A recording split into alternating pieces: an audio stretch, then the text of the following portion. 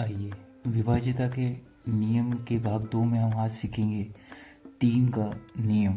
3 से कोई संख्या कब विभाजित होती है और कब नहीं, इसके बारे में हम इस वीडियो में हम अच्छे से जानेंगे।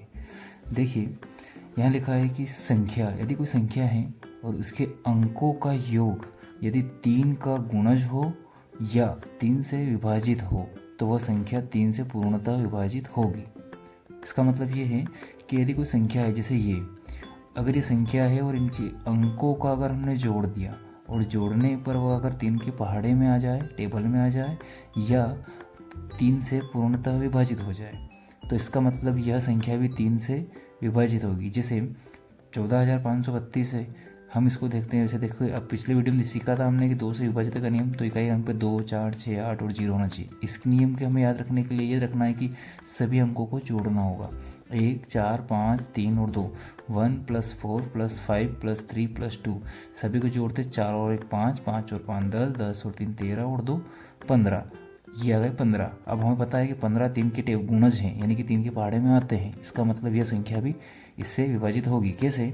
जैसे 3 एकम 3 और 3 से अगर मैं इसको काटूँ तो 3 के पहाड़े में 14 नहीं आता, तो हम लेते हैं 12, 3 चौके 12, बचा यहाँ पर कितना 2, 25 हो गए, 3 और 8 24, बचा 1, फिर 13 हो गए, 3 चौके 12, फिर बचा 1, फिर 12 हो गए, 3 चौके 12। इसका मतलब यहाँ पर कोई शेषफल नहीं बचा और पूर्णतः विभाजित हो गया।